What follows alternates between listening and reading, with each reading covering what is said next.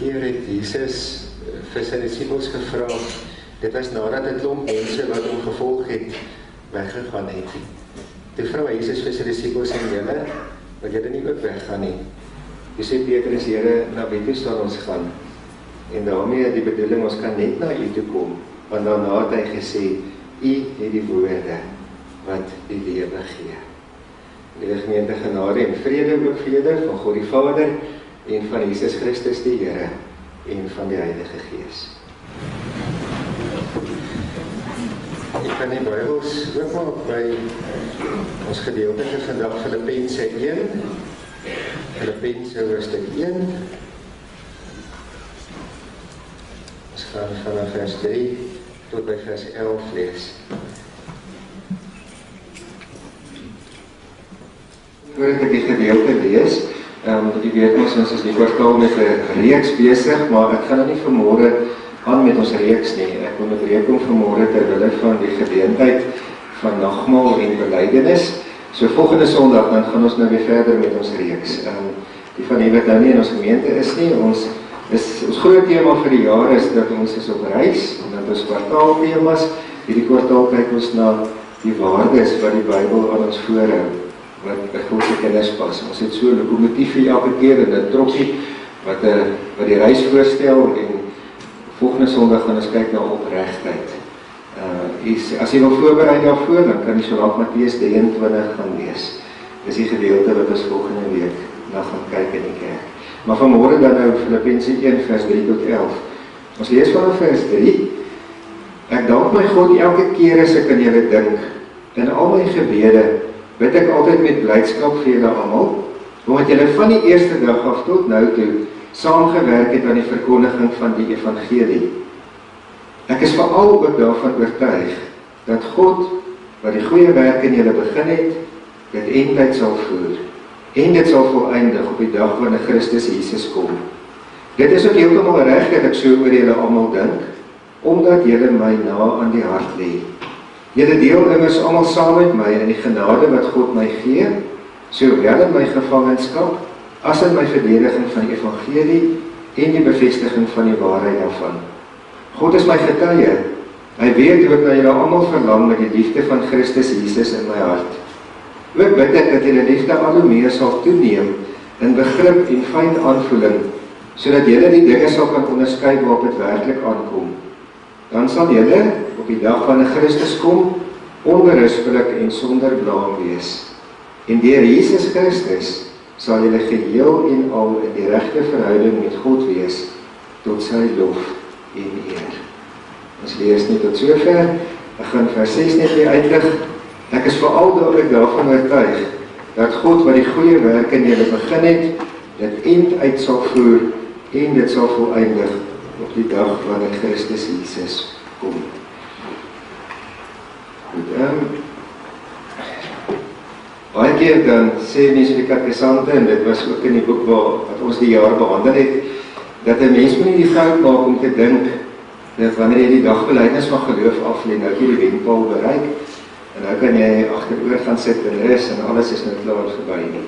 Eintlik is belydenis van geloof, soos wat daai prentjie vir ons wys, is eintlik die wegspringblokke. Dis eintlik waar dit nou begin. Die ding is nou net, julle is net nou nog 'n bietjie beter toegerus daarvoor, maar die feit dat julle vanmôre voor die Here, voor die kerk, voor al die getuies hier, julle geloof in die Here bely. Die formulier vir julle bevestiging sê, dit is ook wat julle die res van julle lewe gaan doen. Julle gaan Jesus se naam bely. En daarom is dit eintlik wegspringblokke. Die Bybel praat baie keer van die Christelike lewe as 'n wedloop. Hebreërs praat daarvan dat dit 'n wedloop is, en daarom moet ons die laste afgooi wat vir ons die wedloop moeilik maak. Paulus praat ook daarvan dat dit 'n wedloop is in sy briewe, en dat 'n mens daarom moet volhard tot die einde toe. So die eerste ding wat julle vanmôre moet onthou, hierdie is die begin. En nou gaan ek vir julle die vers 6 in Filippense 1 met julle deel, want ek wil julle met hierdie versie as 'n bemoedigingsversie onthou vir hierdie wedloop wat vir julle voor lê. Filippense 1 vers 6 sê vir ons 4 belangrike dinge oor God se werk in ons lewe. Die eerste wat ons na kyk is, wie doen die goeie werk in ons? Nou Filippense 1 vers 6 sê Paulus, God het die goeie werk in elkeen van ons begin. Dis vir my so kosbaar dat as 'n mens Paulus se briewe lees, dat hy nooit kom en die eer vir homself vat nie. Daar's een keer in 2 Korinte waar hy moedeloos raak met die mense wat hom so bly aanval en dan sê hy, nou praat ek soos 'n dwaas en dan sê hy, wat hy alles gedoen het vir die Here, dan sê hy, maar ek wil nie eintlik so praat nie. Meestal van die tyd het hy aan God al die ere gegee vir goeie werk wat die Here gedoen het. Paulus het baie hard gewerk in die gemeente in Filippi. Hy het daar gekom, niemand in daai stad het die Here geken nie. Hy het so gepreek dat mense die Here aangeneem het, dat daar naderhand soveel gelowiges was dat daar 'n gemeente ontstaan het, en hy het vir hulle geleer en hy het hulle onderrig, so hy het hard gewerk daar. Maar hy vat geen eer vir homself nie. Hy gee al die eer vir die goeie werk aan die Here. Nou as jy mens gaan kyk na verse soos Handelinge 14 vers 27, dan lees ons hoe Paulus en Barnabas terugkom van die eerste sendingreis af. Daar was mos 3 sendingreise waarop hy gegaan het en na heidense stede toe gegaan het om die evangelie te gaan verkondig. En toe hy terugkom, en hy is weer in Antiochië, toe kon hy nou vir hulle vertel van 'n klomp gemeentes wat in 'n klomp stede gestig is. En wat sê hy vir die gemeente in Antiochië? Hy sê, God het hierdie dinge deur ons gedoen. Verlossing is God se werk. Dat mense die Here leer ken en die Here lief kry en 'n oorgawe maak en hulle lewe vir die Here gee, dit is God se werk in elkeen van ons se lewens. En Paulus het dit in sy eie lewe ervaar. As ek so 'n paar versies daarvan kan deel. In 1 Timoteus 1 vers 12 tot 14 praat Paulus ook daarvan hoe dat God hom krag gegee het en hoe dat God hom waardig genoeg geag het om 'n bedienaar van die woord te wees. En dan sê hy het voorheen vir God belaster, vervolg en beledig. Dit was voordat hy vir Jesus geken het. Toe het hy die kerk vervolg en hy wou die kerk van die Here uitroei. Dan sê hy, maar God het vir my baie genade gegee. En ook daarmee saam baie geloof en baie liefde. Handelinge 9 vers 3 vertel vir ons hoe dat God dit in Paulus begin het. Hy is op pad Damaskus toe, besig om die Christene te vervolg. Dis vir hom nou nie meer net genoeg om die Christene in Jerusalem te vang nie. Hy wil hulle in die ander stede ook gaan uithaal. Dan kom hy in Damaskus. Hy is op pad Damaskus toe, om die Christene daar te gaan vang, terug te vat Jerusalem toe. Vers 3 sê, toe skyn daar 'n lig uit die hemel uit op hom. En hy val op die grond en hy vra vir die Here en die Here sê vir hom, "Hoekom vervolg jy my?" En Paulus se lewe begin te verander. Hierdie keer wie die goeie werk begin, God het dit begin in Paulus se lewe. Hy gaan nog 'n eentjie aan daarmee in 1 Timoteus 1 vers 15 tot 16. Sê hy was die grootste van al die sondaars wat daar is. Maar God het hom verander. God het hom 'n nuwe mens gemaak. In sy eie lewe. Hoe het hy dit beleef in die gemeente in Filippi? Daar is 'n wonderlike stukkie geskiedenis in Handelinge 16. Handelinge 16, en ons sien veral daar in vers 6 en 7, sê vir ons, Paulus was nie eers van plan om na Filippi toe te gaan nie. Sy kop het ander planne gehad. Hy wou Asië toe gaan. Filippi was in Macedonië, 'n ander provinsie. Paulus se kop het Asië toe gestaan. Volgens sy planne, hoe hy sy sendingwerk gaan doen, gaan hy nie na Filippi toe gaan nie. Maar God wou gehad het hy moet na Filippi toe gaan. God het 'n afspraak gehad in Filippi met die mense daar wat hom nog nie geken het nie. En dan sê Handelinge 16 vers 6, hoe dat die Heilige Gees elke keer vir Paulus gekeer het, om verhinder het, dat hy nie kon gaan na Asië toe nie. En dan sê vers 9, dat hy toe eendag 'n gesig sien van 'n Macedoniese man, en dis die provinsie waar Filippi is, wat pleit en vir hom sê, kom asseblief oor na ons toe, en kom help ons. En so het Paulus soontoe gegaan. So weer 'n keer sien ons hierdie beginsel, God begin die goeie werk. Kyk net hoe dit toe gegaan in Filippi. Handelinge 16 vers 14 tot 15. Paulus is baie lief daarvoor om as hy in 'n heidense stad kom, eers na die Jode te gaan soek. Want daar was so 'n aanknopingspunt met hulle, en daarom het hy die evangelie altyd daar begin. Vers 14 en 15 sê, in Filippi het hy hulle by mekaar kom plek gekry langs 'n rivier. En dan begin hy met hulle oor die Here te praat. En dan sê vers 15, God, en dan onthou weer wat ons sê, waar begin die goeie werk? Begin by God. God het een van die vroue, Lydia, ontvanklik gemaak vir Paulus se woorde. En sy het tot geloof gekom. Met ander woorde, dit was weer 'n keer nie 'n mens, nie Paulus, wat haar tot bekering gebring het nie. Dit was God, wat hy daar ontvanklik gemaak om te hoor en dit te wil aanneem en haar eie te maak. En daarmee het God 'n groot ding gedoen in Filippi, want hierdie Lydia was 'n bekende vrou, sy het 'n groot huis gehad, en toe sy 'n Christen word, toe sê sy vir hulle, julle kan my huis gebruik vir die kerk in hierdie stad. Sien julle, kom die beginsel elke keer weer terug. God begin die goeie werk. Wat gebeur verder in Filippi? Handelinge 16 vanaf vers 16. Daar is so 'n slavinnetjie met 'n waarsêersgees in haar. En nou is daar 'n paar mense wat haar besit. Hulle is haar eienaars. En sy vertel vir mense, lê vir hulle die toekoms uit. En dan moet hulle betaal. En dan maak hierdie mense baie geld uit haar uit. Toe kom Paulus en in die naam van die Here dryf hy die waarsêersgees uit hierdie slavinnetjie uit. En toe is haar eienaars baie kwaad, want hulle het nou 'n goudmyntjie verloor. Sy het vir hulle baie geld ingebring en nou kon sy nie meer die toekoms voorspel nie. En toe is hulle so kwaad dat hulle vir Paulus en Silas in die tronk laat opsluit daaroor, omdat hulle nou so wat ingedoen het. Hulle het nou 'n inkomste verloor. En kyk net hoe werk die Here toe weer 'n keer in Filippi. Middernag sit Paulus en Silas in lofliedere sing. Die Here stuur 'n aardbewing. En die deure gaan oop en die boeye gaan af. En die tronkbewaarder wil selfmoord pleeg, want hy's bang almal gaan ontsnap en dan gaan hy gestraal word. En dis net Paulus vir hom, ons is nog almal hier. En daai nag kom hy tot bekering. En wie dit begin? God het dit begin. Altyd in die Bybel, by verandering van mense se lewens, mense se harte, is dit God wat dit begin het. Efesiërs 2 vers 10 sê ook, God het ons gemaak wat ons nou is. En daarom moet ons lewe by aan die goeie dade, waarvoor hy ons bestem het. Kom ons bring dit na onsself toe. Die feit dat ons vanmôre kan sê, ek het vir Jesus lief. Ek glo in God. Ek glo in die drie enige God, Vader, Seun en Heilige Gees. Dit is 'n groot genade. Want dit beteken God het in my gewerk. God het na my toe gekom en deur die Heilige Gees met my bemoeienis gemaak. Daar is 'n mooi lied ook in ons liedboekie 280 wat sê, Here het my ook raak gesien. En ons kan vanmôre vir die Here dankie sê, dat hy ons elkeen raak gesien het, en die goeie werk in ons begin het. En ook vir julle wat nou 'n belydenis van geloof gaan aflê, onthou hierdie groot, wonderlike, heerlike wete. Die goeie werk in julle, het God self begin. Hy het jou raak gesien, hy het jou lief, en daarom het hy dit in jou lewe begin. Die tweede ding wat ons in hierdie sien, is die aard van God se werk. Nou, Paulus praat van in ons, die goeie werk wat God in ons doen.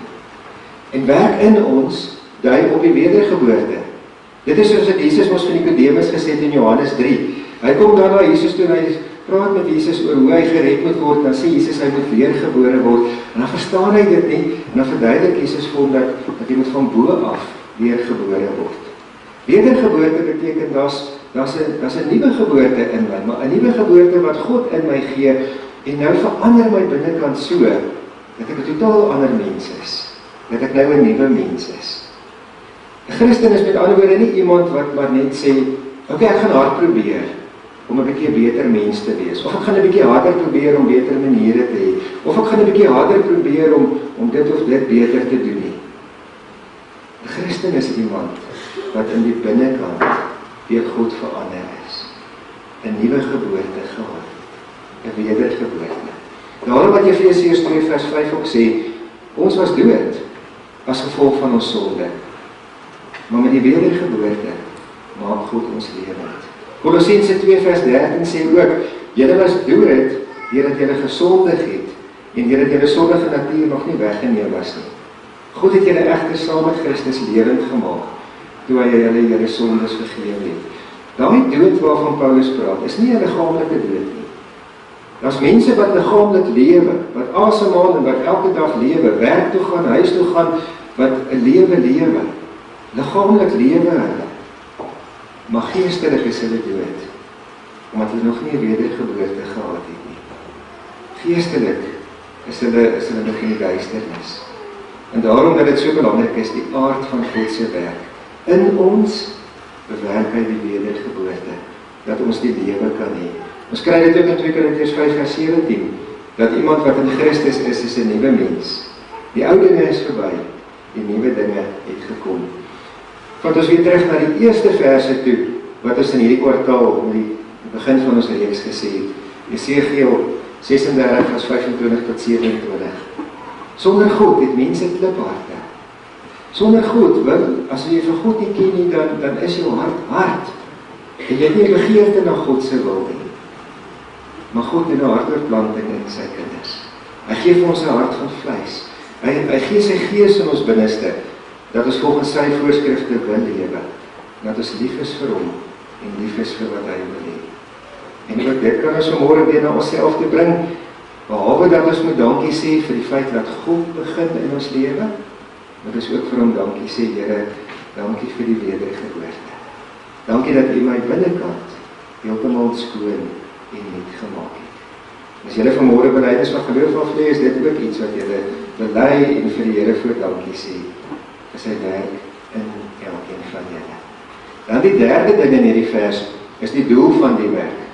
Nou, Filippense 1 vers 6 sê, dit is met die oog op die wederkoms, want Jesus gaan eendag weerkom. En wat God in ons doen, is om ons voor te berei vir daardie dag. Daar's 'n ander paar versies wat 'n baie mooi beeld gebruik. Romeine 8 vers 18 tot 19 sê, die hele skepping sug. Die skepping ly onder die gevolge van die sonde. Die skepping kry swaar, die skepping sug. En dan staan daar, die skepping sien met 'n vurige verlange daarna uit, dat God sal bekend maak wie aan hom behoort. Die Grieks daar beteken eintlik reikhalsend, 'n reikhalsende verlange. En wat is reikhalsend? Dit beteken as jy jou nek trek, as jy 'n bietjie verder wil kyk, as jy goed wil sien. Nou kom ons sluit nou aan by daai beeld. Die skepping rek hulle nekke na die wederkoms toe. Christus noem homself in die Bybel altyd ons bruidegom, en ons is die bruid. En die skepping sê, die skepping wil sien hoe ons by mekaar uitkom, ons en Christus. Nou sê nou net, hierdie was nou 'n troue vanmôre. Nou wag ons, die bruid gaan by daai deur inkom. Ons wag net dat die klok lui, dan weet ons sy is hier. Die oomblik as die klok lui en die troumars begin te speel, dan kom die bruid by daai deur in en sy kom so hier in die paadjie af. Ek wens julle kan hier voorkom staan by troues om te sien hoe mense kan loer om die bruid te sien. Almal wil net graag die bruid sien, om te sien hoe sy lyk en hoe mooi sy is en hoe sy in die paadjie. Romeine 8 vers 18 tot 19 sê, dit is wat die hele skepping doen. Ons is Christus se bruid, en die skepping verlang na die bruilof. Wanneer ons in die paadjie gaan afgestap kom na Jesus toe, en ons bruilof sal wees, vir altyd.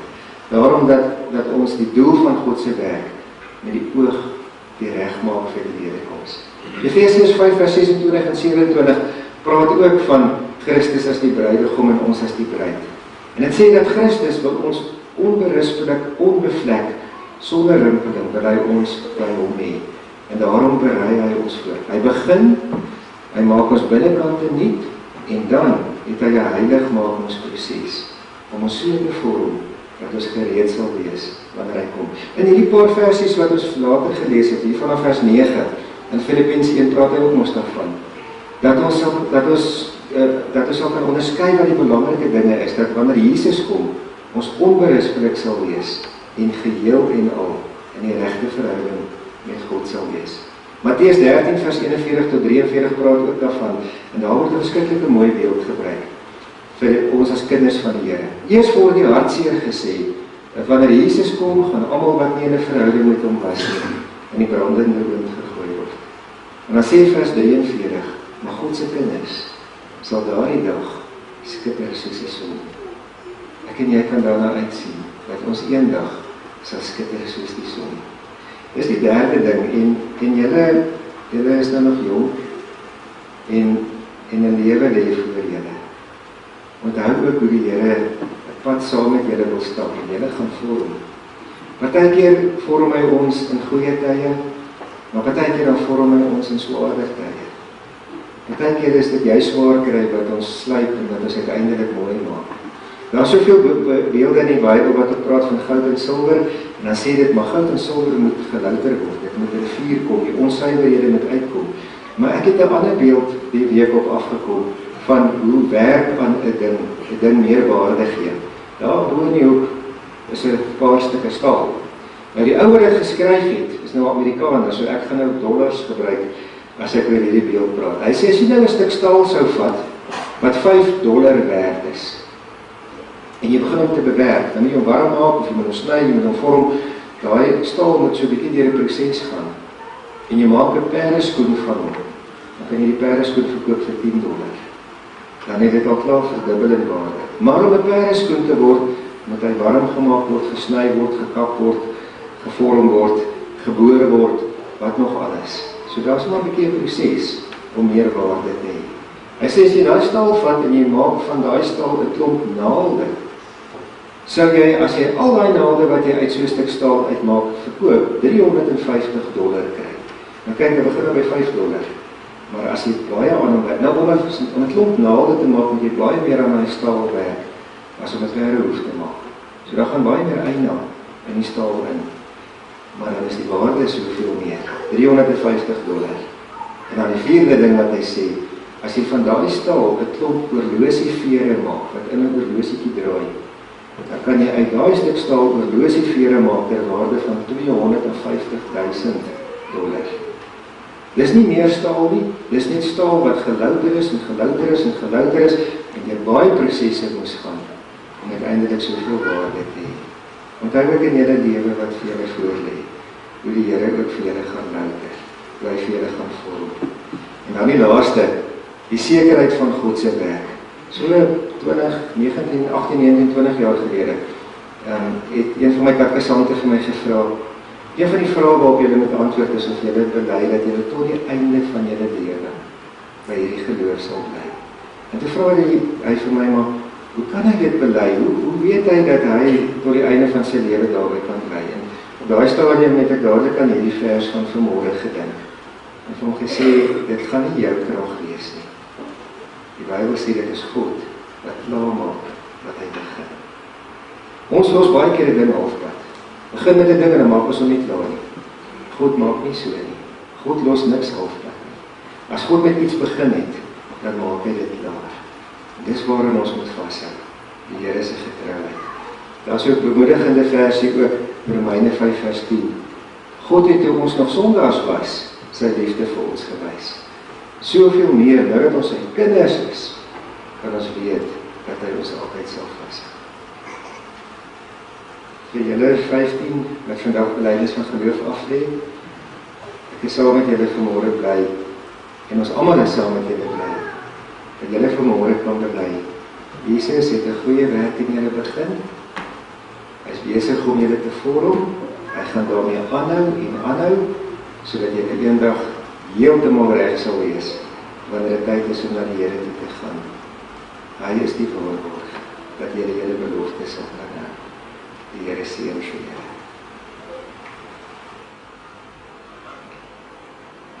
Kom ons sit net so dan kom ons die Here. En as die Vader, ons het vanmôre een van die liedere gesing, die 200 oor die goedheid. En Here is so by so geleentheid, dat ons oor die goedheid juig. En ons die loof van prys, Here. Dankie Vader vir alles wat U vir ons doen. Dankie vir die liefde en die genade. Ja, soos Paulus gesê het, die genade was groot oor ons. Die liefde is groot oor ons. Dankie dat U die Heilige Gees in ons laat woon. En saam met die Heilige Gees in Romeine 5:5 het ons ook die liefde ontvang. Die liefde wat ons dan vir mekaar kan bewys en kan gee. Maak ons getroue getuies, Here, dat ons in hierdie wêreld getrou van U sal getuig en die Koninkryk sal helbou.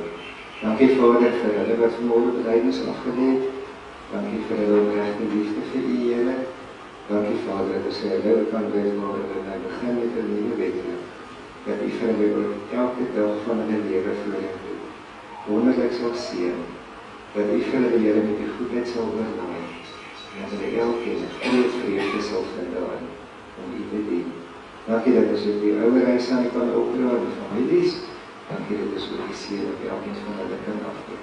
In Jesus se naam bid ons dit. Amen. Ontvang nou die seën van die Here.